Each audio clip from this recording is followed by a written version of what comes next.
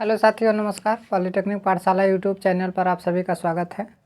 पिछले लेक्चर में हम टार्क इक्वेशन के बारे में पढ़े हैं। टार्क का कुछ डेरिवेशन किए हैं, जिसमें आपको बताए हैं कि स्टार्टिंग टार्क का क्या फार्मूला होता है, वो भी किस कंडीशन में, स्टैंड स्टिल कंडीशन में स्टार्टिंग टार्क का क्या फार्मूला होता है। तो इसके बारे में हमने क्या किया, डिस्कस किया। ठीक है,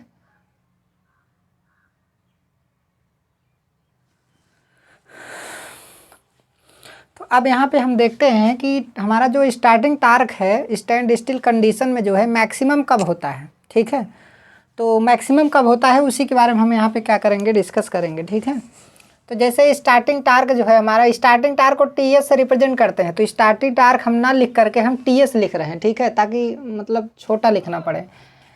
तो यहाँ पे मैक्सिमम स्टार्टिंग टार्क का मान मैक्सिमम तब होता है जब R2 बराबर x2 होता है। मतलब जब रोटर का रेजिस्टेंस जो है रोटर के रिएक्टेंस के क्या हो जाए, बराबर हो जाए, तो वो क्या हो जाएगा, उस समय हमारा स्टार्टिंग टार्क क्या हो जाता है, मैक्सिमम हो जाता है। ठीक है भाई, R2 क्या है, पर फेज रोटर रेजिस्टेंस है, और x2 क्या है, पर फेज रोटर रिएक्टेंस है। ठीक है, तो जब रोटर रेजिस्टेंस और रोटर रिएक्टेंस आपस में क्या हो जाएंगे, बराबर हो जाएंगे, तो उस कंडीशन में हमारा टार्क क्या मिलेगा, मैक्सिमम मिलेगा।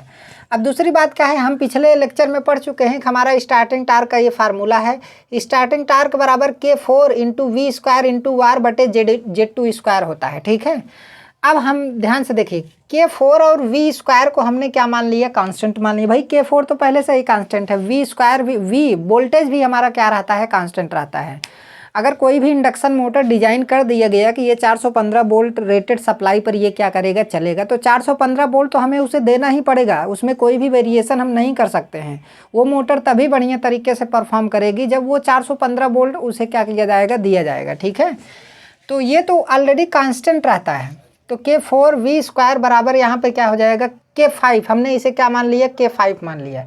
तो यहाँ पर TS बराबर K5 इंटू R2 बटे R2 का स्क्वायर इंटू x2 का स्क्वायर। भाई जाए सिंपल सी बात है, Z2 का स्क्वायर बराबर R2 का स्क्वायर प्लस x2 का स्क्वायर हो जाएगा। आप पढ़े होंगे कि Z बराबर होता है अंडर रूट में R का स्क्वायर प्लस x का स्क्वायर होता है। ठीक है, अंडर रूट हटा देंगे तो यहाँ Z स्क्वायर हो जाएगा, तो यहाँ पर R का स्क्वायर प्लस क्या हो जाएगा, x का स्क्वायर हो जाएगा। ठीक है, तो ये चीज़ तो आप समझ ही रहे होंगे। ठीक है, तो यहाँ पे क्या होगा, Z2 स्क्वायर के स्थान पे R2 का स्क्वायर प्लस जो है x2 का स्क्वायर। ये तब बता रहे हैं जब स्टैंड स्टिल कंडीशन हो, अभी रनिंग कंडीशन की मैं बात नहीं कर रहा हूँ। रनिंग कंडीशन में जो भी टार्क का फार्मूला बनेगा वो कुछ अलग टाइप का टार्क फार्मूला आएगा। ठीक है, टार्क मैक्सिमम तब होता है, देखिए टार्क मैक्सिमम होने की जो कंडीशन होती है वो कंडीशन कब होती है, मतलब कंडीशन क्या होती है। जैसे स्टार्टिंग टार्क को अगर रोटर रेजिस्टेंस के सापेक्ष डिफरेंशिएशन करके उसे 0 के बराबर कर दिया जाए तो हमारा स्टार्टिंग टार्क क्या हो जाएगा, मैक्सिमम हो जाएगा। समझ में आया। जैसे ध्यान से देखिए, स्टार्टिंग टार्क का डिफरेंशिएशन किया जाए किसके सापेक्ष, रोटर रेजिस्टेंस के सापेक्ष, और उस डिफरेंशिएशन को हम 0 के बराबर कर दें, तो कैलकुलेशन करने के बाद हमारा क्या आ रहा है, R2 बराबर x2 आ रहा है। तो R2 बराबर x2 ही वो कंडीशन है जिसकी वजह से हमारा टार्क क्या हो रहा है, मैक्सिमम हो रहा है। तो जब R2 बराबर x2 होगा तभी हमारा टार्क क्या हो जाएगा, मैक्सिमम हो जाएगा। ठीक है, तो अब यहाँ पे क्या है, तो R2 बराबर x2 ये बता रहा है कि हमारा टार्क क्या हो गया, मैक्सिमम हो गया। तो अब हमें पता है कि स्टार्टिंग टार्क का फार्मूला क्या है। स्टार्टिंग टार्क बराबर क्या है, स्टार्टिंग टार्क बराबर K5 इंटू R2 बटे R2 का स्क्वायर प्लस क्या है, x2 का स्क्वायर है। तो R2 का मान इसी में क्या कर देंगे, रख देंगे। तो जब हमने रखा तो देखिए R2 के स्थान पे x2 हो गया, R2 के स्थान पे x2 का स्क्वायर हो गया, तो इसका मान रख दिए हैं। ठीक है, तो यहाँ पर मैक्सिमम टार्क का मान आ गया, तो यहाँ पे x2 कट जाएगा, तो कितना आएगा, मैक्सिमम टार्क बराबर K5 इंटू 1/2 इंटू x2 आ जाएगा। तो maximum torque is directly proportional to 1 upon क्या हो जाएगा, x2 हो जाएगा। समझ में आया। इसका मतलब है कि जो हमारा मैक्सिमम टार्क है वो कभी भी रोटर रेजिस्टेंस पे नहीं डिपेंड करता है। क्या इसमें कहीं भी रोटर रेजिस्टेंस दिख रहा है मैक्सिमम टार्क के फार्मूले में, तो रोटर रेजिस्टेंस हमारा जो है नहीं दिख रहा है। ठीक है, तो यहाँ पर जो हमारा मैक्सिमम टार्क है वो केवल और केवल रोटर के रिएक्टेंस पे क्या करता है, डिपेंड करता है। रोटर का जो लीकेज रिएक्टेंस है उसी पर वो क्या करता है, डिपेंड करता है। तो अगर रिएक्टेंस पे डिपेंड कर रहा है तो हमें पता है कि रिएक्टेंस बराबर होता है ओमेगा इंटू एफ होता है, ओमेगा इंटू L2 होता है, ठीक है, मतलब x2 होगा। तो x2 बराबर आपका 2 पाई एफ आर इंटू क्या हो जाएगा, L2 हो जाएगा। एफ आर क्या है, रोटर की फ्रीक्वेंसी है, लेकिन अभी स्टैंड स्टिल कंडीशन है, तो रोटर की फ्रीक्वेंसी सप्लाई फ्रीक्वेंसी के क्या होगी, बराबर होगी। तो यहाँ पर जो मैक्सिमम टार्क है वो रोटर के इंडक्टेंस पे भी डिपेंड करता है, और उसके बाद रोटर की सप्लाई फ्रीक्वेंसी मतलब स्टेटर की जो हमारी सप्लाई फ्रीक्वेंसी है उस पर भी क्या करता है, डिपेंड करता है। या फिर आप कह सकते हैं कि रोटर में इंड्यूस करंट की जो फ्रीक्वेंसी होती है उस पर क्या करता है, डिपेंड करता है, ठीक है। तो T max is directly proportional 1/x2। तो ये रोटर रेजिस्टेंस पे मैक्सिमम टार्क डिपेंड नहीं करता है। आगे उसका कर्व भी बना करके आपको अच्छे तरीके से समझाया जाएगा, क्योंकि यहाँ पर फार्मूले में कहीं भी रेजिस्टेंस नहीं दिख रहा है। अब ध्यान से देखिए, मैक्सिमम टार्क रोटर रेजिस्टेंस पर डिपेंड नहीं करता है। समझ में आया, ये चीज़ तो समझ में आ गया होगा आपको।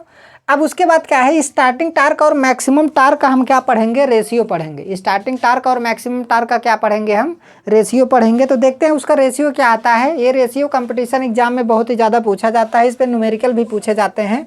हालांकि आपको इस पर न्यूमेरिकल सॉल्व करने की ज़रूरत नहीं है। आपको जो जो न्यूमेरिकल सॉल्व करना है वो सारी चीज़ें आपको न्यूमेरिकल, तो उतना न्यूमेरिकल आपको सॉल्व करवा दिया जाएगा बढ़िया तरीके से, ठीक है। अब यहाँ पे अगर देखा जाए तो स्टार्टिंग टार्क तथा मैक्सिमम टार्क का जो रेशियो होगा, अब हमें पता है कि देखिए स्टार्टिंग टार्क बटे क्या हो जाएगा, मैक्सिमम टार्क हो जाएगा। तो स्टार्टिंग टार्क बटे मैक्सिमम टार्क, यहाँ पर अगर स्टार्टिंग टार्क की बात करें तो स्टार्टिंग टार्क बराबर हमारा K5 इंटू R2 बटे R2 का स्क्वायर प्लस क्या हो जाएगा, x2 हो जाएगा। तो स्टार्टिंग टार्क कितना है, K5 इंटू R2 बटे R2 का स्क्वायर प्लस x2 का स्क्वायर। और उसके बाद जो है हमारा जो मैक्सिमम टार्क है, मैक्सिमम टार्क कितना आया है, K5 बटे क्या आ जाएगा, 2 इंटू x2 आ जाएगा। तो स्टार्टिंग टार्क में हम भाग दे देंगे, तो यहाँ पर जब भाग दिया जाएगा तो यहाँ पे मल्टीप्लिकेशन में 2x2 ऊपर हो जाएगा और K5 नीचे चला आएगा। तो K5 और K5 क्या हो जाएगा, कैंसिल हो जाएगा। तो फिर कैलकुलेशन करने के बाद यहाँ पर 2R2 इंटू x2 बटे R2 का स्क्वायर प्लस x2 का स्क्वायर आ जाएगा। उसके बाद यहाँ पर क्या है, 2R2 इंटू x2 बटे क्या है, x2 का स्क्वायर हो गया, ठीक है। यहाँ पर हमने क्या काम कर दिया कि दोनों ऊपर और नीचे दोनों में जो है x2 स्क्वायर से हमने क्या कर दिया, भाग दे दिया। ऊपर और नीचे जो है दोनों में हमने क्या कर दिया, x2 स्क्वायर से हमने क्या कर दिया, भाग दे दिया। तो अब यहाँ पे हमने देखिए 2R2 x2 में x2 स्क्वायर से भाग दे दिया, R2 square plus x2 square दोनों, इसमें भी हमने R2 x2 स्क्वायर से क्या कर दिया, भाग दे दिया। तो भाग देने से क्या होगा, यहाँ पे देखिए एक x2 से एक x2 क्या हो जाएगा, कट जाएगा, कटेगा कि नहीं। तो यहाँ पे भाग देने पे क्या हो जाएगा, एक तो कैंसिल हो जाएगा, दूसरा R2 का स्क्वायर बटे x2 का स्क्वायर आ जाएगा। समझ में आया। तो अब यहाँ पे आया कितना, TS upon TM 2 into R2 by x2, और यहाँ पर R2 बाई x2 का होल स्क्वायर प्लस क्या हो जाएगा, 1 हो जाएगा, ठीक है।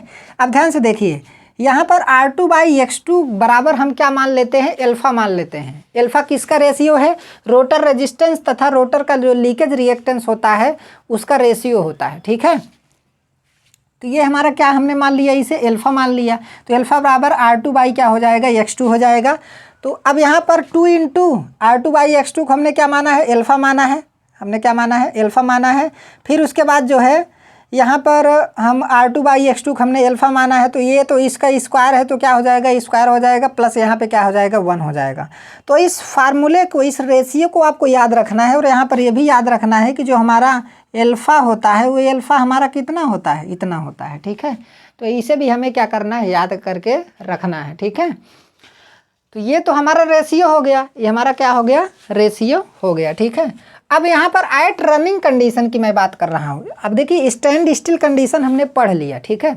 अब मैं रनिंग कंडीशन की बात कर रहा हूँ कि रनिंग कंडीशन में जो हमारा टार्क आएगा, रनिंग कंडीशन में क्या पावर होगा, क्या उसका टार्क होगा, क्या उसका ईएमएफ होगा, ठीक है। हालांकि रनिंग कंडीशन में ईएमएफ तो हमने बता दिया है, रोटर की फ्रीक्वेंसी भी रनिंग कंडीशन में हमने बता दी है, ठीक है। और उसके बाद उसका इम्पीडेंस भी हमने क्या किया, बताया। वहाँ से फेज एंगल कैसे निकाला जाता है उसके बारे में भी हमने क्या किया, डिस्कस किया। तो अब यहाँ पर हम पहले टार्क के बारे में देख लेते हैं। देखिए पहले पिछले लेक्चर में हमने क्या किया था कि टार्क का फार्मूला पढ़ा था, ठीक है, टार्क एंड पावर फैक्टर। अब यहाँ पर हम क्या देखेंगे, एट रनिंग कंडीशन में टार्क और पावर फैक्टर की बात करेंगे। तो भाई सिंपल सी बात है, जब वहाँ पर स्टैंड स्टिल कंडीशन था तो स्टैंड स्टिल की कंडीशन में जो है हमारा पावर फैक्टर क्या था, cos phi 2 था, लेकिन रनिंग कंडीशन में पावर फैक्टर हमारा क्या हो जाएगा, cos phi r हो जाएगा। समझ में आया? फार्मूला वही है, फार्मूले में कोई चेंज नहीं है भाई। स्टार्टिंग टार्क बराबर आपका रनिंग टार्क है। रनिंग कंडीशन में जो हमारा टार्क होगा तो यहाँ पे क्या हो जाएगा, रनिंग कंडीशन में जो हमारा टार्क होगा यहाँ पर तो हमारा एक फाई हो जाएगा, फाई उसके बाद हमारा क्या होगा, आई आर हो जाएगा। रनिंग कंडीशन में हमारा क्या हो जाएगा, करंट आई आर हो जाएगा, क्योंकि रनिंग कंडीशन है ना। उसके बाद यहाँ पर जो हमारा पावर फैक्टर क्या था, cos phi था या फिर cos phi 2 था। तो लेकिन यहाँ पर अब क्या है, पावर फैक्टर रनिंग कंडीशन में होगा ना, क्योंकि रनिंग कंडीशन में हमारा जो पावर फैक्टर होगा वो रोटर का क्या हो जाएगा, चेंज हो जाएगा। तो यहाँ से हमें क्या करना है, कैलकुलेशन करना है। तो यहाँ पर तो एक कांस्टेंट भी आता है, तो उसके बारे में हम क्या करेंगे, डिस्कस करेंगे। देखिए T R is directly proportional phi into I R into क्या है, cos phi r। यहाँ पर रनिंग कंडीशन है इसलिए आई R into cos phi r लिखा है, जबकि फाई तो हमारा वही जो पहले था वही अब भी है। फाई में कोई चेंजिंग नहीं है, 3/2 इंटू फाई मैक्स, तो फाई का मान तो वही होगा, ठीक है। उसके बाद रनिंग कंडीशन में हमारा यहाँ पर एक कांस्टेंट आएगा, phi into I R into cos phi r। अब देखिए आपको पता है कि जो हमारा फाई होता है, फाई के ऊपर ही E2 डिपेंड करता है। E2 is directly proportional to phi 2। समझ में आया? फाई के कारण देखिए फाई क्या है, मैग्नेटिक फ्लक्स है। फाई क्या है, मैग्नेटिक फ्लक्स है, ठीक है। फाई हमारा क्या है, मैग्नेटिक फ्लक्स है।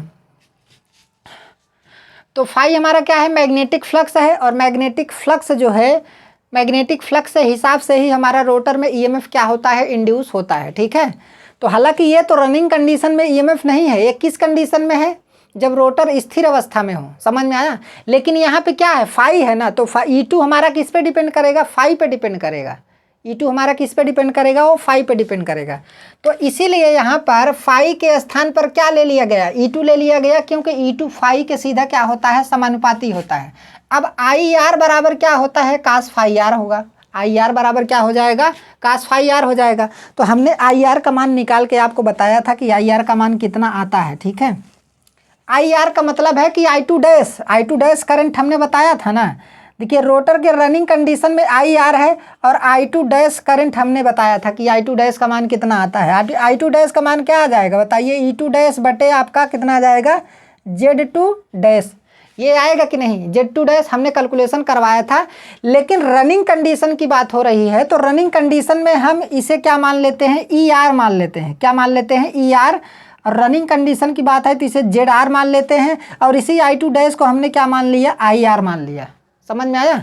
तो रनिंग कंडीशन की बात है ना, तो वो तो डैश यहाँ पे जितने भी कैलकुलेशन करेंगे हम मतलब IR के अनुसार करेंगे। वहाँ पर I2 डैश और E2 डैश हमने बता दिया है, तो वो बिल्कुल गलत नहीं है। लेकिन रनिंग की बात हो रही है तो यहाँ पर बेस में R लगाएंगे तो हमको ज़्यादा समझ में आएगा, ठीक है। क्योंकि सारा कैलकुलेशन उसी हिसाब से हो रहा है, तो उस हिसाब से हम देखेंगे। नहीं तो दोनों मिक्सचर करेंगे ना तो प्रॉब्लम क्रिएट हो जाएगी, तो कन्फ्यूजन हो जाएगा कि यहाँ पे ये माने हैं, वहाँ पे ये माने हैं, ठीक है।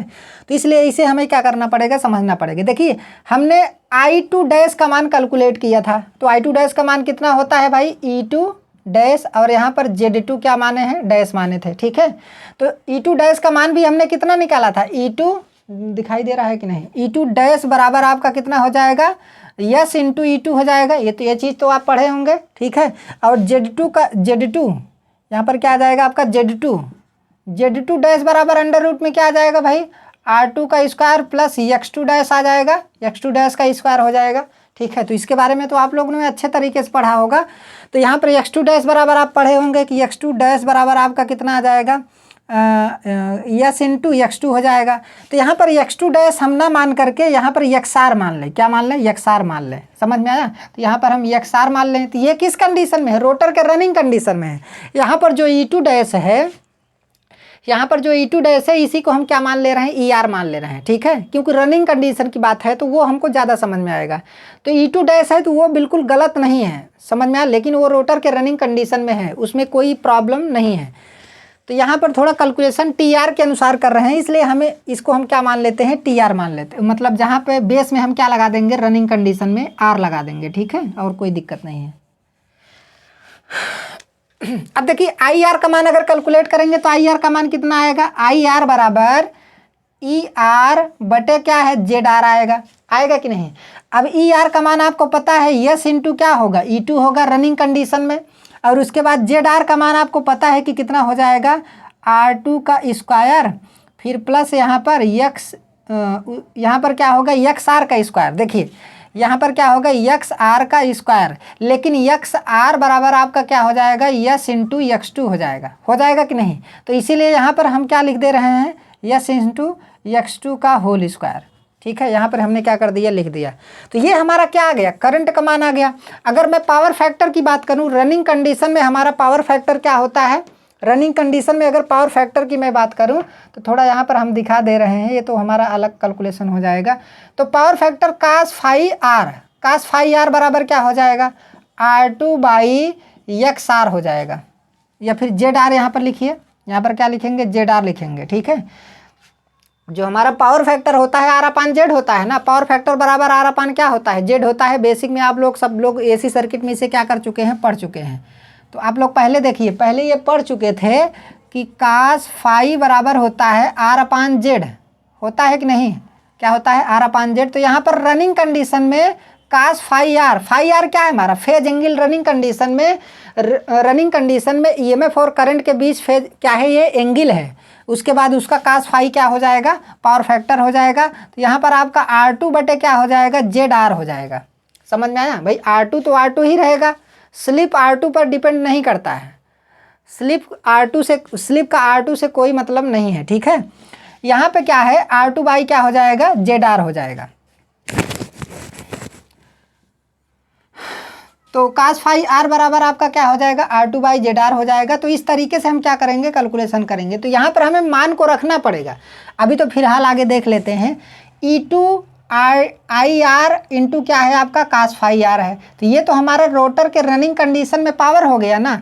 रोटर में induced electrical power E2 I R into cos phi R बराबर क्या है PR। तो रनिंग टार्क हमारा रोटर के रनिंग कंडीशन में पावर के क्या होता है बराबर होता है। ठीक है, तो ये चीज़ भी हमें क्या करना है देखना है।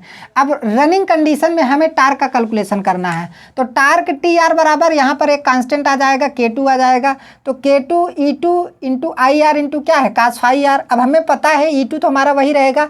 तो आई आर बराबर क्या हो जाएगा ER बटे क्या हो जाएगा जेड आर इंटू यहाँ पर R2 बाई क्या हो जाएगा जेड आर। अब आपको पता है कि ER का मान कितना है यस इंटू E2 है ER का मान, फिर उसके बाद R2 हमारा रहेगा ही, फिर जेड आर और जेड आर दोनों का मल्टीप्लिकेशन हो जाएगा तो जेड आर का स्क्वायर हो जाएगा। तो फिर TR बराबर आपका कितना हो जाएगा K2 into yes into E2 का स्क्वायर इंटू क्या हो जाएगा R2 हो जाएगा। ठीक है, फिर बटे Z2 का स्क्वायर हो जाएगा। तो ये हमारा रनिंग कंडीशन में टार्क हो गया, ये हमारा रनिंग कंडीशन में क्या हो गया टार्क हो गया। ठीक है, तो इसको आप लोग क्या करिएगा ध्यान दीजिएगा। देखिए आपको इतना टेंशन लेने की ज़रूरत नहीं है कि डेरिवेशन बहुत ज़्यादा है, लेकिन ये सारी चीज़ें आपको समझनी ही पड़ेंगी किसी भी कंडीशन में, नहीं तो आपका कॉन्सेप्ट बिल्कुल नहीं क्लियर हो पाएगा। ठीक है, इसे हमें समझना ही पड़ेगा। तो अब इस कंडीशन में ध्यान देखिए, अगर स्टैंड स्टिल यहाँ से अगर स्टैंड स्टिल कंडीशन निकालना चाहते हैं तो यस बराबर 1 रख दीजिए।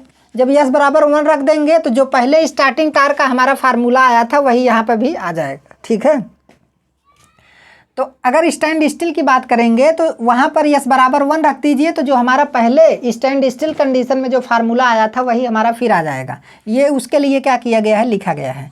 तो रनिंग टार्क बराबर K2 into yes into square yes E2 का स्क्वायर और उसके बाद क्या है R2 बटे जेड आर का स्क्वायर हो जाएगा। अब यहाँ पे ध्यान से देखिए, सप्लाई वोल्टेज जो है E2 के क्या होता है समानुपाती होता है, या फिर E2 जो है सप्लाई वोल्टेज के क्या होता है समानुपाती होता है। तो यहाँ पर E2 बराबर K3 एक कांस्टेंट आएगा, K3 इंटू क्या हो जाएगा V हो जाएगा। तो E2 के स्थान पर हम क्या लिख सकते हैं K3 इंटू V हो जाएगा। तो यहाँ पर K2 तो पहले से ही था, K3 इंटू आपका क्या हो जाएगा, यहाँ पर यस है ना, यहाँ पर क्या है आपका यस है तो यस बाहर आ जाएगा। तो यस इसका क्या करेंगे आप देखिए, E2 के स्थान पर K3 और V रख देंगे तो उसका दोनों का होल स्क्वायर हो जाएगा। जब होल स्क्वायर हो जाएगा तो K3 का स्क्वायर हो जाएगा, V का स्क्वायर हो जाएगा, R2 तो आपका वैसे ही रहेगा, स्लिप भी वैसे ही रहेगा और नीचे आपका ZR का स्क्वायर हो जाएगा। ठीक है, अब K2 और K3 को हम क्या मान ले रहे हैं K4 मान ले रहे हैं। तो यहाँ पर हम क्या लिखेंगे, तो ये K4 को हमने माना कि ये कांस्टेंट है ही, तो यहाँ पर T R is directly proportional slip V का स्क्वायर आर इंटू क्या हो जाएगा, जेड आर का स्क्वायर हो जाएगा। ठीक है, तो ये हमारा टार्क का फार्मूला आ गया रनिंग कंडीशन में। क्या है, रनिंग कंडीशन में।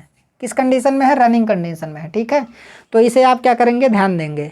अब यहाँ से पता चलेगा कि हमारा जो रनिंग टार्क होता है वो किन किन बातों पर निर्भर करता है। रनिंग टार्क, तो अगर रनिंग टार्क की मैं बात करूं तो रनिंग टार्क तो हमारा देखिए सबसे पहला तो सप्लाई वोल्टेज पर निर्भर करता है। बहुत ज़्यादा लिखने की ज़रूरत नहीं है। अगर मैं वोल्टेज बढ़ा दूंगा 2 गुना तो रनिंग टार्क हमारा 4 गुना बढ़ जाएगा। ये तो बहुत पहले की ही बात है। और वैसे ही स्टार्टिंग टार्क भी है, वो भी सप्लाई वोल्टेज के स्क्वायर के क्या होता था, समानुपाती होता था। समझ में आया।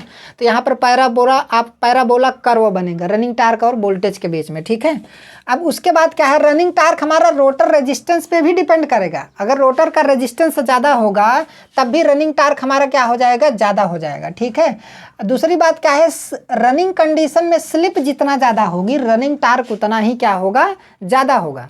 स्लिप जितना ज़्यादा होगी रनिंग कंडीशन में रनिंग टार्क का मान हमारा क्या होगा, उतना ही ज़्यादा होगा। समझ में आया। तो ये चीज़ हमें ध्यान देना है कि स्लिप पर, रोटर रेजिस्टेंस पर और वोल्टेज तीनों पर क्या करता है, डिपेंड करता है। ठीक है, अब उसके बाद क्या है, जैसे यहाँ पर कंडीशन ऑफ मैक्सिमम टार्क निकाले थे वैसे यहाँ पे भी कंडीशन ऑफ मैक्सिमम टार्क हम क्या करेंगे, निकालेंगे। ठीक है, तो हमारा फार्मूला तो पहले ही जानते हैं आप लोग कि ये वाला हमारा क्या है, फार्मूला है। ठीक है, तो हमारा टी आर बराबर K4 s into V square into R2 बटे क्या है, जेड आर स्क्वायर। ये तो हमने नीचे कैलकुलेट कर लिया है, यहाँ पे वही फार्मूला यहाँ पे है। तो अब यहाँ पर ध्यान से देखिए, K4 और V स्क्वायर बराबर क्या मान लेंगे, कांस्टेंट, क्योंकि सप्लाई वोल्टेज ऑलरेडी हमेशा क्या होता है, कांस्टेंट होता है। और इसी को हमने K5 मान लिया, इसी को हमने क्या मान लिया, K5 मान लिया। तो यहाँ पर हम यह V स्क्वायर और K4 के जगह पर हमने K5 कांस्टेंट मान लिया। फिर यहाँ पर क्या बचेगा, R2 बटे R2 का स्क्वायर, यस का स्क्वायर इंटू X2 का स्क्वायर। ठीक है, क्या बचेगा, देखिए यहाँ पर जेड आर का मान रख देंगे ना, यहाँ पर किसका मान रख देंगे, जेड आर का मान रख देंगे। तो जेड आर का मान आप लोग अच्छे तरीके से जानते हैं।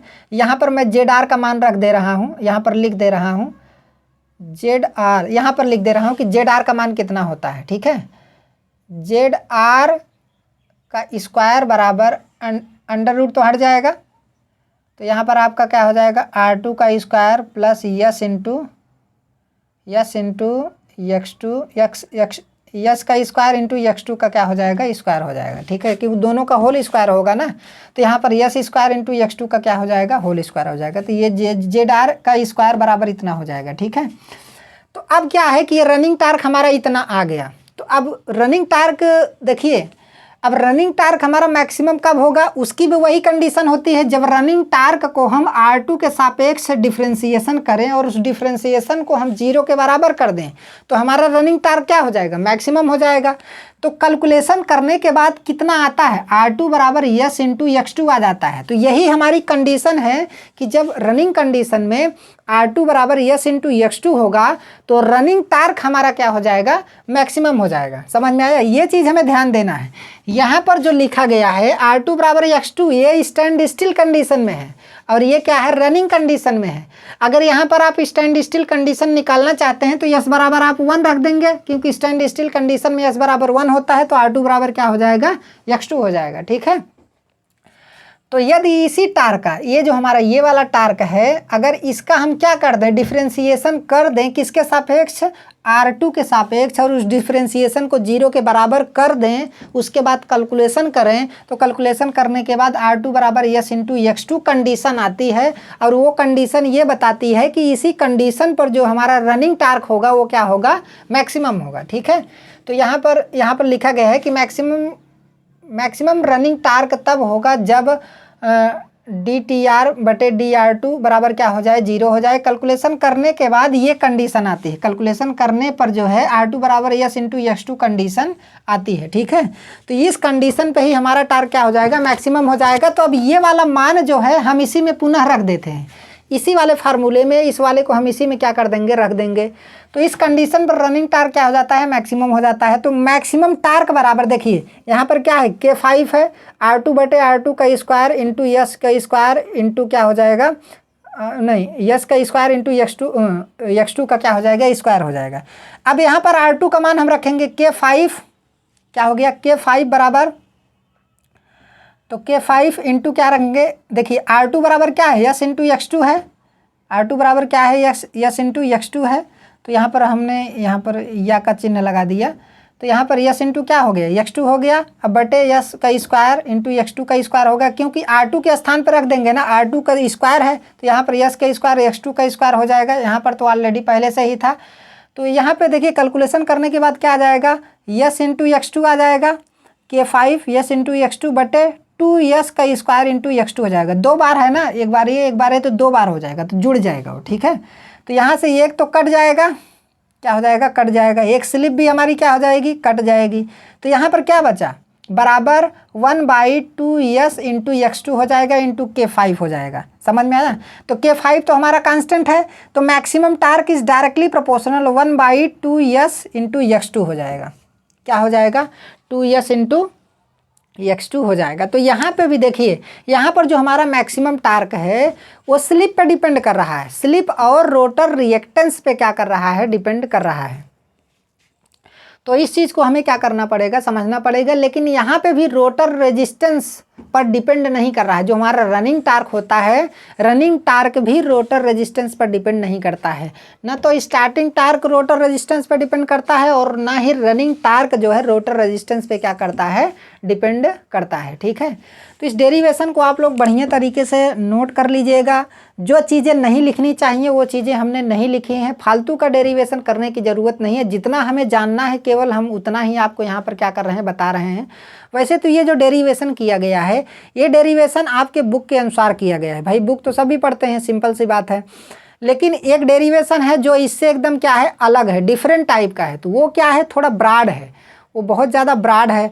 और डिप्लोमा वालों के लिए जो है ब्रॉड थोड़ा कम रखना ठीक रहेगा, ठीक है। तो थोड़ा बुक के हिसाब से चलेंगे तो ज़्यादा अच्छा रहेगा।